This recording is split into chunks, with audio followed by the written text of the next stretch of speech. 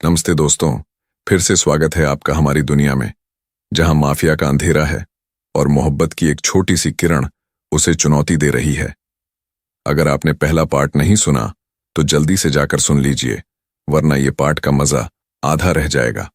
आज हम ले चलते हैं आपको दूसरा पार्ट, जब दिल हार गया।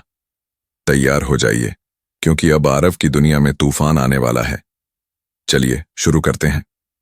पार्ट 2, जब दिल हार गया। उस कैफे वाली मुलाकात के बाद मेरी जिंदगी में एक अजीब सा सन्नाटा छा गया था। बाहर की दुनिया में सब कुछ वैसा ही था, डील्स, मीटिंग्स, रात के ऑपरेशंस, लेकिन अंदर से कुछ टूट रहा था। हर रात जब मैं अपने पेंट हाउस की बालकनी में खड़ा होता, मुंबई की लाइट्स देखता, तो दिमाग में सिर्फ एक चेहरा घूमता, ईशा। उसकी वो मुस्कान, वो बात करने का अंदाज, वो निडर आंखें। मैंने कभी किसी को इतना याद नहीं किया था, न किसी डील को, न किसी दुश्मन को, लेकिन ये लड़की, वो मेरे दिमाग पर कब्जा कर चुकी थी। मैंने कोशिश की भूलने की, जिम में घंटों वर्कआउट किया, शूटिंग रेंज में गोलियां चलाई, एक नई डील फाइनल की, वो भी जो सालों से अटकी हुई थी। लेकिन रात को जब लाइट्स बंद होती तो वो चेहरा फिर सामने आ जाता। आरव, तू पागल हो रहा है, मैं खुद से कहता।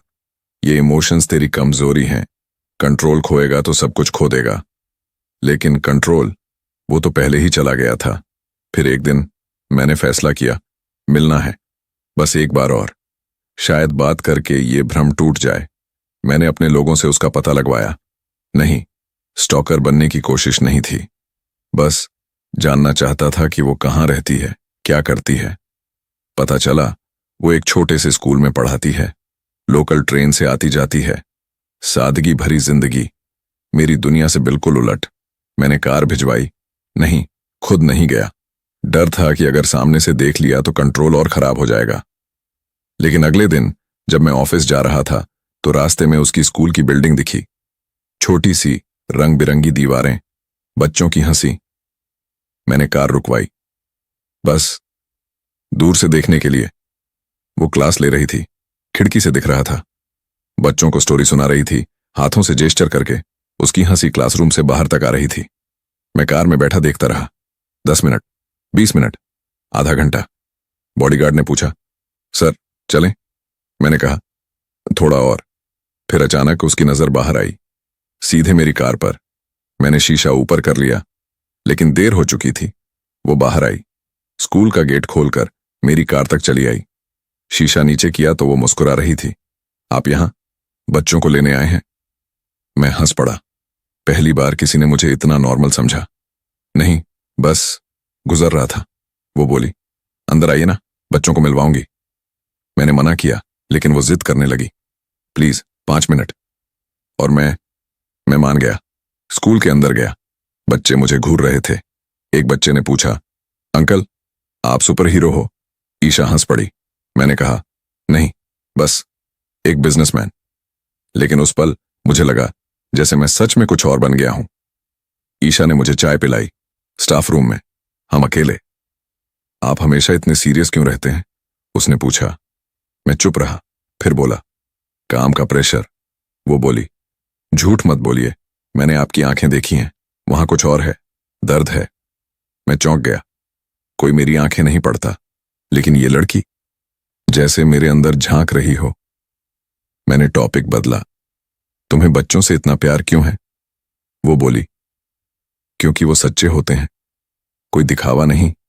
आपकी दुनिया में कितने सच्चे लोग हैं। मैंने कुछ नहीं कहा, बस चाय पीता रहा, लेकिन दिल में एक तीर सा लगा। उसके बाद मुलाकातें बढ़ने लगीं, कभी कैफे में, कभी पार्क में। मैं उसे लेने जाता। पहले तो वो मना करती, मैं लोकल से आ जाऊंगी, लेकिन मैं जिद करता, सुरक्षा का ध्यान रखना पड़ता है। वो हंसती, आपको लगता है मुझे खतरा है? मैं चुप रहता।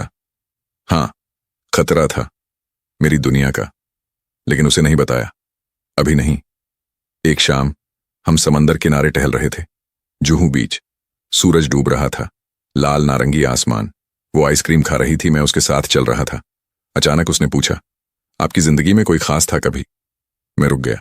समंदर की लहरें पैरों से टकरा रही थीं। मैंने कहा, नहीं, मेरी जिंदगी में जगह सिर्फ काम के लिए है। वो बोली, झूठ। आप अकेले हो, बहुत अकेले। मैंने उसकी तरफ देखा। उसकी आंखें समंदर जितनी गहरी थीं। मैंने कहा, शायद, लेकिन अकेलापन सुरक्षित होता है। वो बोली, नहीं, अकेलापन मारता है। धीरे धीरे। उस रात मैंने पहली बार किसी को अपनी जिंदगी का एक टुकड़ा बताया। मेरे पापा, जब मैं 16 का था, तब मारे गए, माफिया की दुनिया में। मैंने वादा किया था कि मैं कमजोर नहीं बनूंगा, इसीलिए मैंने इमोशंस को बंद कर दिया। वो चुपचाप सुनती रही। फिर उसने मेरा हाथ पकड़ा, पहली बार। उसका हाथ गर्म था, मेरा ठंडा। तुम कमजोर नहीं हो आरव, तुम इंसान हो। उस पल मेरे अंदर का बांध टूट गया। मैंने उसे गले लगा लिया। बीच पर लोग देख रहे थे, लेकिन मुझे फर्क नहीं पड़ा। उसकी खुशबू, उसके बाल मेरे चेहरे पर। मैंने सालों बाद रोया, चुपके से। वो सहलाती रही मेरे सिर को। मैं हूं ना, अब अकेले नहीं हो। लेकिन खुशी ज्यादा दिन नहीं टिकती मेरी दुनिया में। उसी रात जब मैं घर लौटा तो फोन आया। मेरा राइट हैंड, बॉस, प्रॉब्लम है। रिवॉल्वर गैंग ने हमारी शिपमेंट रोक ली।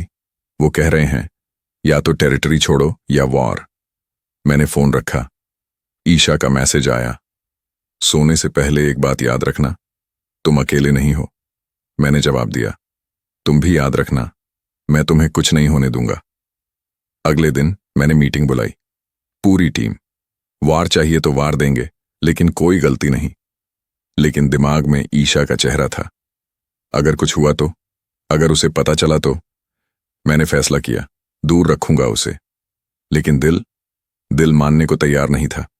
शाम को मैं उसके घर के बाहर खड़ा था। उसने मुझे अंदर बुलाया। उसकी मम्मी थी, पापा, नॉर्मल फैमिली, डिनर पर। मैंने पहली बार किसी के घर में खाना खाया।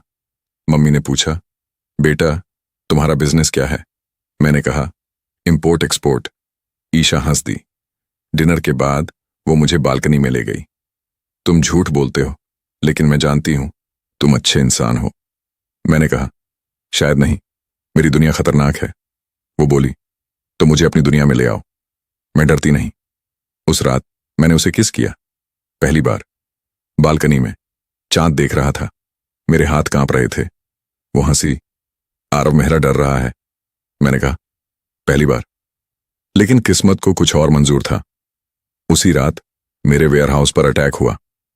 3 लोग मारे गए। मेरा दुश्मन विक्रम राणा मैसेज भेजा, तेरी कमजोरी मिल गई है, वो लड़की। अब देखते हैं तू क्या करता है। मैंने फोन फेंका। ईशा का चेहरा सामने आया। मैंने बॉडीगार्ड्स को फोन किया। उसके घर के बाहर 24/7 गार्ड, कोई पास ना आए। लेकिन अंदर से पता था, अब खेल बदल गया है। मैंने इमोशंस को जगह दी, और अब उसकी कीमत चुकानी पड़ेगी।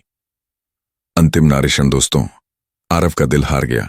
लेकिन अब सवाल यह है, क्या वो ईशा को बचा पाएगा, या उसकी दुनिया का अंधेरा उसे भी निगल लेगा? अगला पार्ट और भी खतरनाक होने वाला है। अगला पार्ट का टीजर टू बी कंटिन्यूड।